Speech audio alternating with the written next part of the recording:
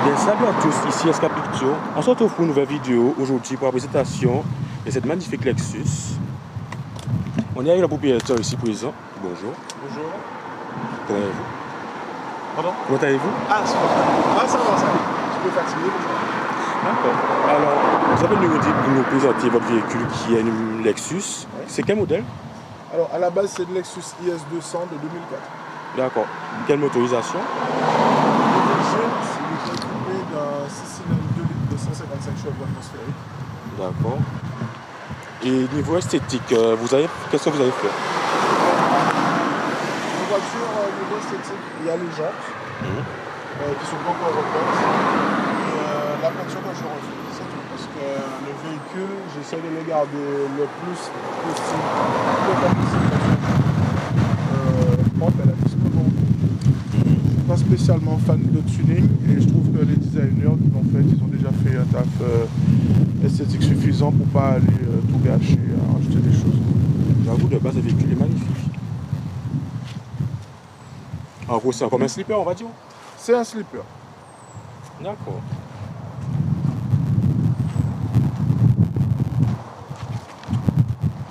Et les pots d'échappement sont d'origine ou... Alors, les pots d'échappement ne sont pas d'origine. Ils ne sont pas d'origine parce que le moteur n'est pas d'origine non plus. On va voir ça alors. Et en fait, ce qui se fait en général dans le monde, surtout la scène JDM, c'est souvent le simple pot qui part un peu sur les côtés comme les Supra.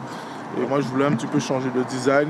Donc, je voulais quelque chose qui était un peu plus, entre guillemets, comme ce que le constructeur aurait pu sortir et qu'il a sorti sur le modèle d'après. C'est pour ça que je suis parti dans ce type de pot-là. D'accord. Et pourquoi avoir choisi cette version-là, cette Lexus? Alors, cette voiture-là, en réalité, je ne l'ai pas choisie. C'est vraiment un concours de circonstances. Moi, je travaille sur les moteurs de course. C'est pas ma première réalisation. C'est ma 4e réalisation personnelle. Et à la base, je mettais des sous à côté pour acheter des arbres à cam pour ma voiture de course. Et il y a Daniel d'Option Motor qui me dit « Ouais, il y a une affaire pour une Lexus et tout. La voiture est nickel, elle coûte pas cher. C'est ton genre de trip. » Et au final, c'est lui qui m'a fait acheter cette voiture-là. C'était pas du tout prévu. Je ne m'intéressais même pas à la base, hein, pour être honnête. Du coup, en fait, j'ai acheté la voiture. Et j'ai acheté la voiture parce que, elle était nickel. Je l'ai acheté avec 60 000 km. Elle n'était pas chère. Je l'ai payé 1 000 €. Ah ouais, ça. Ouais, mais toute option, ça, elle fonctionnait. Il n'y a rien qui ne marchait pas dessus. Et je l'ai acheté dans l'objectif, en fait, de faire un swap un peu différent de ce qu'on fait habituellement. Et peux-tu nous jouer un cas pour voir ça?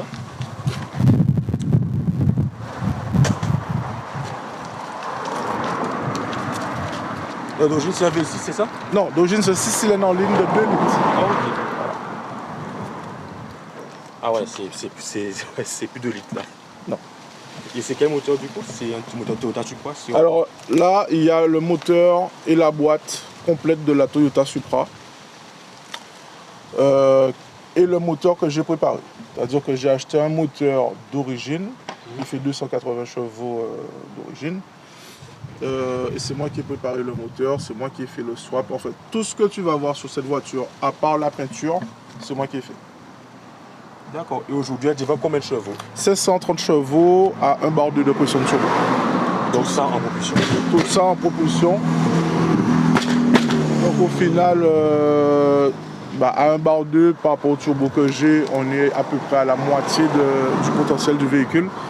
Mais l'objectif, c'était pas de sortir des chiffres sur un banc comme c'est un peu la mode actuellement. Hein. C'est un véhicule que je roule par plaisir. Je peux aller n'importe où avec. J'ai la fiabilité d'origine. Ah, donc c'est un véhicule que tu roules tous les jours? Alors, c'est mon véhicule plaisir parce qu'en fait, je me suis acheté cette voiture pour mon anniversaire. C'est un peu mon cadeau d'anniversaire. Je peux très bien rouler avec tous les jours. Il n'y a aucun souci à ce niveau-là. Sauf que je ne la sors que le week-end quand j'ai envie de m'amuser. Enfin, quand j'ai envie d'en profiter plutôt. D'accord. Et niveau consommation, tu trouves que c'est assez beaucoup? Alors, tout dépend comment tu vas conduire. Le piège avec ces véhicules-là, c'est qu'on a souvent envie d'accélérer. Et pas forcément pour aller vite, parce que ça accélère très fort. On n'a pas besoin de faire des chiffres. On peut toujours à faire des par des trucs comme ça. Donc forcément, à la fin, quand on fait le compte, ça consomme un peu. Après, c'est un véhicule que je peux mettre en 6e et faire des Marobaster avec 100 rétrogradé à l'ancien Liban. Et à ce moment-là, la consommation redevient correcte. Mais bon, c'est parce que quand tu vois ce véhicule-là, c'est pas pour tout le monde. Non, moi je suis pas quelqu'un. Moi je suis pilote, hein, donc je suis engagé en compétition. J'ai un véhicule de course chez moi-même. Donc bon, quand je suis sur la route, bon, même si de temps en temps on accélère, Oui. mais en fait on n'a pas besoin de rouler vite pour prendre du plaisir dans ce véhicule-là. D'accord. On va passer à l'intérieur aussi, ça, s'il vous plaît.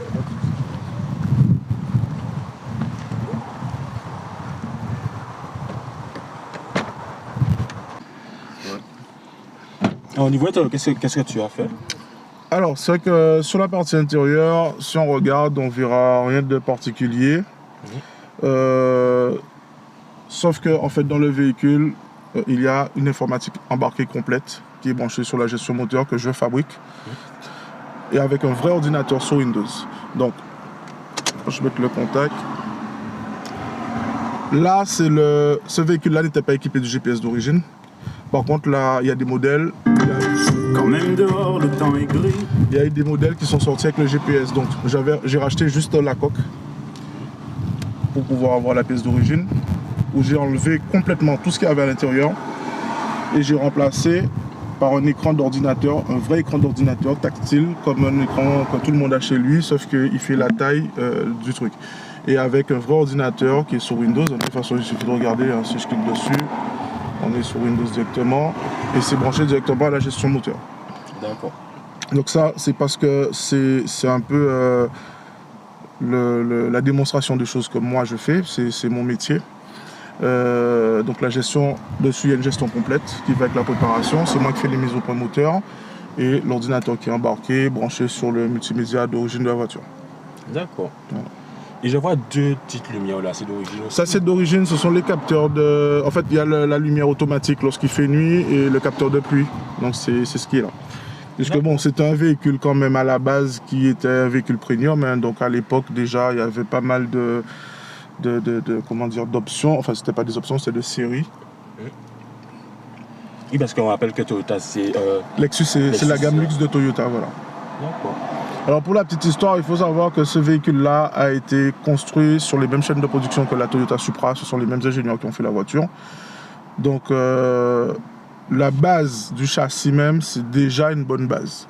Maintenant aux États-Unis, en Angleterre, ils appellent ça les Supra 4 portes parce que la Supra, le prix a tellement explosé que tout le monde maintenant retourne sur ces voitures-là. Et au final, on a les 5 portes, les vraies places et tout. On a, enfin, ce serait la familiale de la Supra, bien que c'est pas tout à fait la vérité, mais c'est en tout cas la même base, la même conception en tout cas. D'accord. Mais on va descendre pour voir le démarrage et après on va faire un tour. Ouais, pas de souci.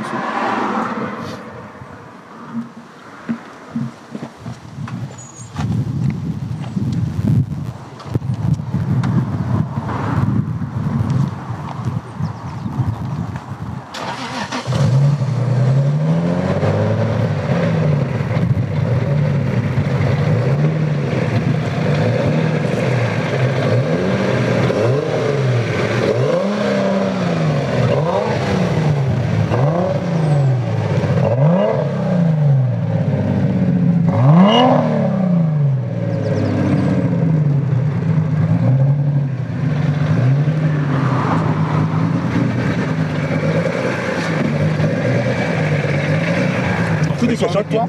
Ils sont avec toi? Non. Donc parce que t'as laissé ton sac là. Quoi? T'as laissé ton sac? Quoi?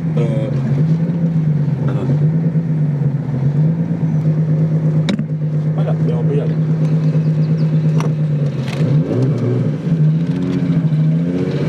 Tu vois les environs? Oui, j'habite Tu peux faire le tour. ouais.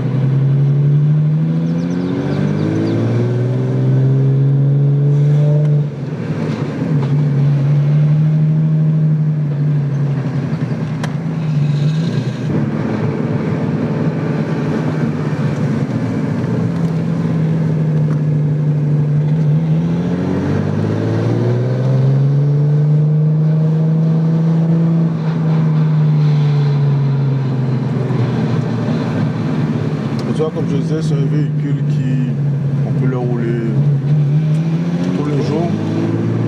Ouais, tout ça, c'est confortable. C'est confortable. Le moteur il est coupleux. C'est pas parce qu'il est préparé que c'est du n'importe quoi. Après,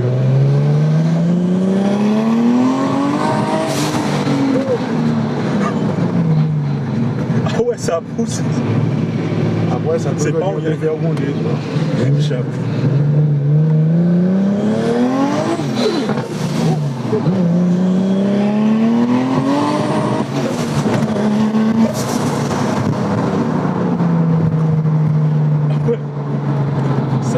Ça laisse bouche bée. Toi, il a testé contre des voitures? Non. Contre d'autres? Moi je fais pas de course sur la route avec les gens. Ce sont des choses que je fais pour mon plaisir. Et quand je vais faire la course, j'ai une voiture de course chez moi. Quand il y a des compétitions, on laisse la compétition.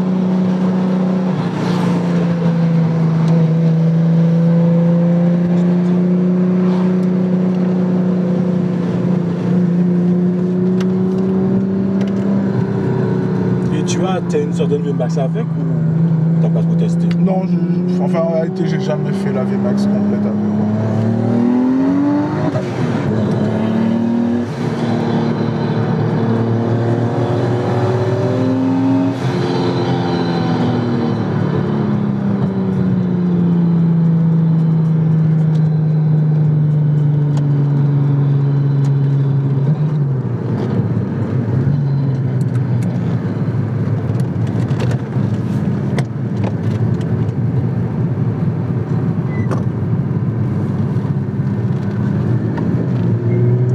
Qu'est-ce qui manque si tu as fait dessus? Non, la voiture là elle est finie. J'ai juste la peinture que j'en vais faire. Et c'est tout. Parce qu'à un moment, il faut savoir commencer, il faut savoir faire. Oui, exactement. Parce qu'il y a certains qui n'arrivent pas à s'arrêter. Oui, parce qu'en fait les gens ils savent pas ce qu'ils veulent. Moi quand j'ai commencé la voiture, je savais exactement ce que je voulais. Et ça c'est bien.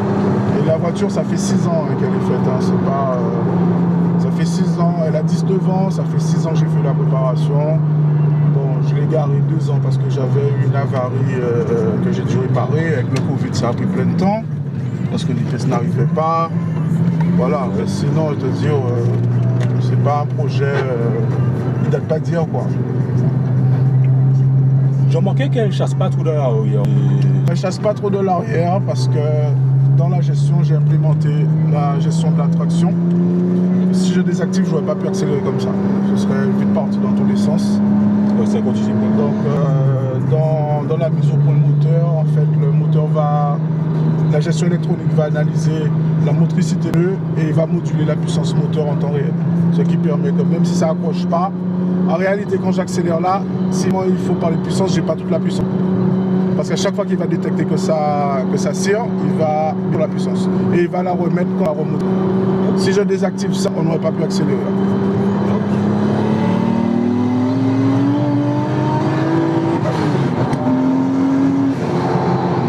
C'est parti à bout, tu vois.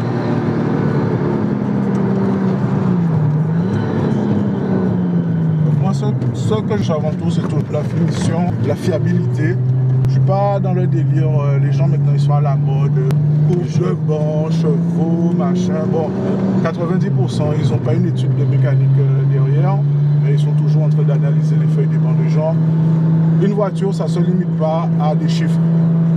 Une voiture d'ensemble, c'est un agrément, c'est comment la c'est géré, c'est quel coût que ça implique aussi en termes de maintenance, parce que plus on va pousser, plus la maintenance il va falloir dépenser. C'est tout un ensemble de choses. Donc, moi, ça ne m'intéresse pas de faire des voitures qui sortent des chiffres, quoi. Il y a plein de gens qui vont dire, ouais, bon, il a un 2JZ. Partout, on te montre des 2JZ qui font 1000 chevaux. Le C fait que 530. Mais on ne te montre jamais quand les voitures sont démontées. Combien ça coûte à mon état. Ça ne m'aide pas. Moi, ce qui reste, c'est de rouler ma voiture comme si je l'avais une concession. C'est fini. Je peux aller sous tout le monde. Dans l'ensemble, je peux profiter de ce que et n'importe quel. Je peux tourner mes mètres de licence, aller n'importe où en Guadeloupe, sans avoir à me poser de questions. D'accord.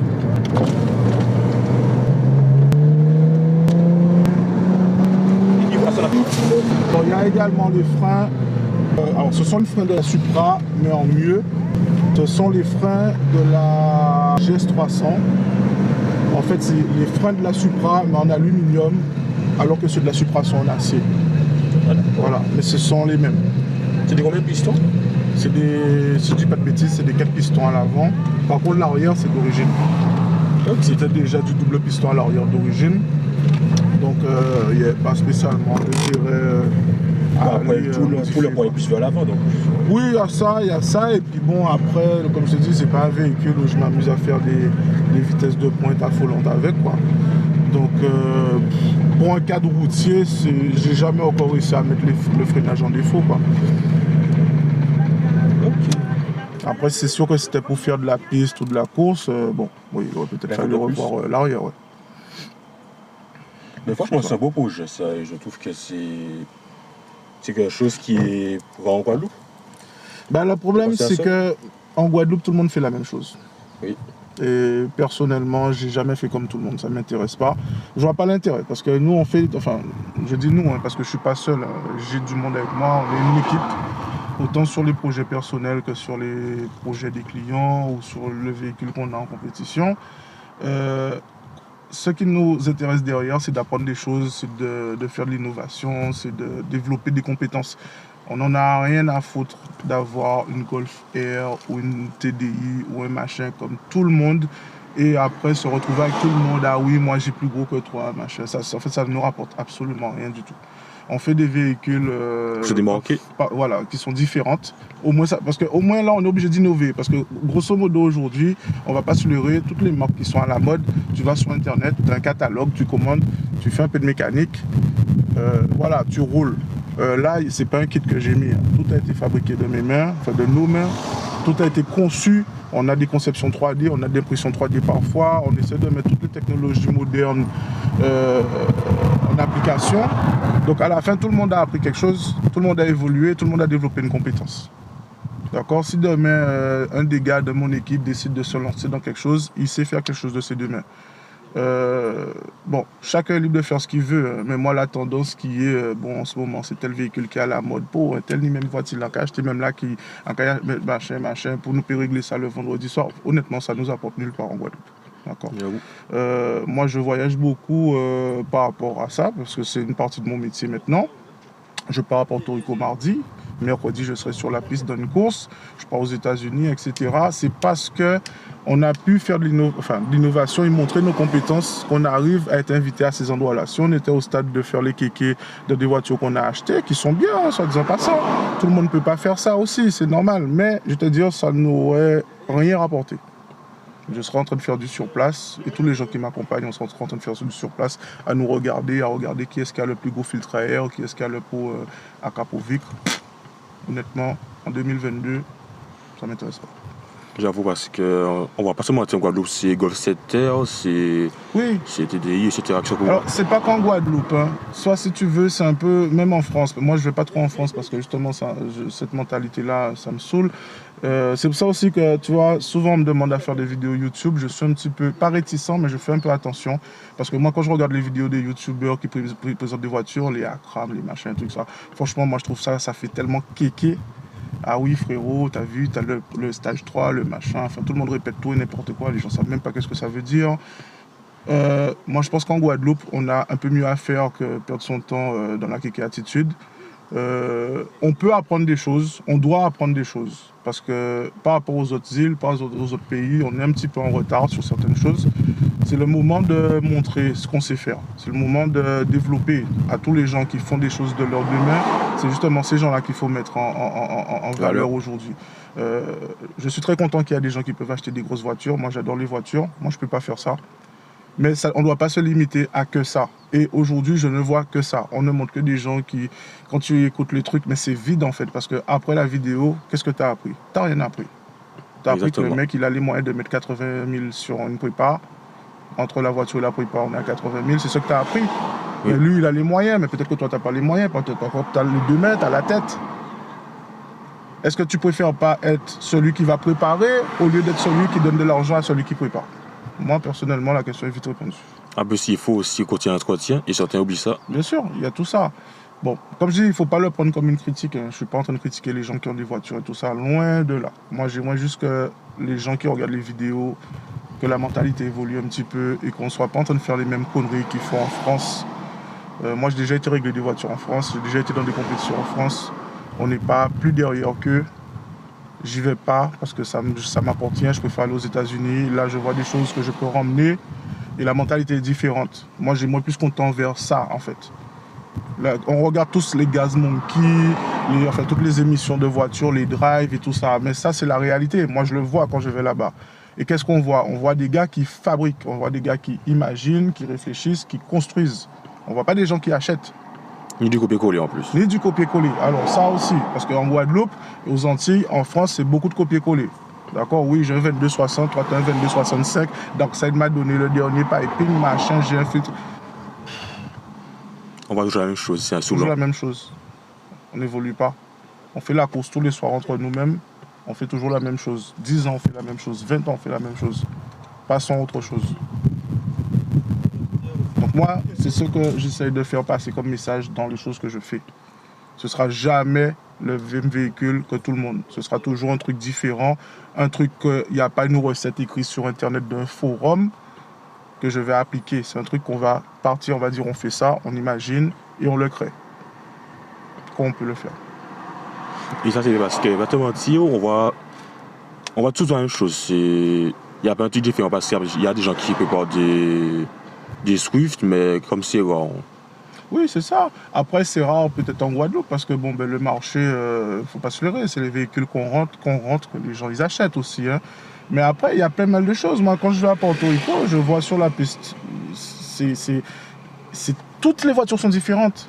Et je ne parle pas de gros projets extrêmes, hein. Je parle de petits projets à la portée de monsieur tout le monde. Je vois des gars qui viennent avec des vieilles Starlet là, des vieilles Civic, des vieilles Nissan, des vieilles ci, des vieilles ça, des voitures qui vont chercher sur un arbre et tout. Et c'est surtout la compétence de la mécanique qu'ils vont appliquer, qui vont faire que le véhicule il va être intéressant. Ce n'est pas la marque du véhicule. Exactement. Et ça, c'est fun, parce que quand tu arrives dans une manifestation, tu as 200 personnes et que grosso modo, tu as 200 voitures différentes. Mais moi, je suis comme un enfant dans un magasin de bonbons. Parce que moi, j'aime les voitures avant tout. Je m'en fous, moi, de la marque, du ceci, du Golf, de machin, ça, je m'en fous. J'aime les voitures. On aime tous les voitures. On aime les accélérations, on aime les moteurs. Oui. Donc, plus on en a de différents, c'est la passion qui parle. Pourquoi nous, on n'arrive pas à faire ça? Parce qu'on a un manque de compétences, on a un manque de connaissances. Donc, on fait du copier-coller. On va sur les forums, on va sur WhatsApp, on va sur les groupes. Et puis, on est dans nos bails de stage 1, stage 2+, machin. Moi, ça me saoule, ça. Moi, j'avoue. Ben, merci à toi d'avoir accepté de faire vidéo avec moi. Ben, pas de souci. Ben, de toutes les façons, j'espère que ça va peut-être motiver d'autres projets. Il y en a beaucoup en Guadeloupe, hein, parce que moi, je suis un peu en contact avec tout le monde. Il y en a beaucoup, mais il y a des gens qui ne veulent pas spécialement trop s'afficher, on va dire ça comme ça. Mais ce serait bien, en fait, qu'on mette un peu plus en lumière tous ces petits projets perso où il y a des gens qui font vraiment des belles choses, quoi. Oui, moi, le but, quand j'ai ouvert la chaîne YouTube, le but c'était de montrer des choses différentes de ce qu'on voit tout le temps. Bien sûr. Parce qu'on voit des choses qui sont vues et revues. Moi, je voulais montrer des choses qui sont rares, Bien qui sûr. ne sont pas partout, et montrer la vraie passion. C'est ça. C'est ça. Ben, merci à toi. Et si un jour tu as un véhicule à nous proposer pour nous montrer. Bah, tu me laisseras tes contacts, je vais voir avec les autres gars. Là, on est en train de travailler sur 3 ou 4 projets là, vraiment des projets très intéressants. On a une Skyline GTR, on a la Evo JB qui fait un peu plus de 1000 chevaux. Il y a l'AIA Performance qui fait aussi un travail intéressant sur une Ibiza 4 roues motrices. Mais ce sont que des choses faites main. Hein. Pareil, il y a pas mal de petits projets comme ça. Après, la question est de savoir est-ce que le propriétaire il veut se mettre en avant. Voilà, il y a des gens qui aiment pas forcément se mettre en avant. Mais après, moi, s'ils sont OK, il n'y a pas de souci, je t'enverrai, je te mettrai en relation avec eux, histoire de montrer un peu ce qui se passe, quoi. D'accord. Ben, merci à toi de passer. C'était super. OK, pas de souci. Moi, j'ai préparé mes bagages. D'accord. Ben, merci, c'était Escapictio et on se retrouve pour une autre vidéo la prochaine fois. Ciao, ciao.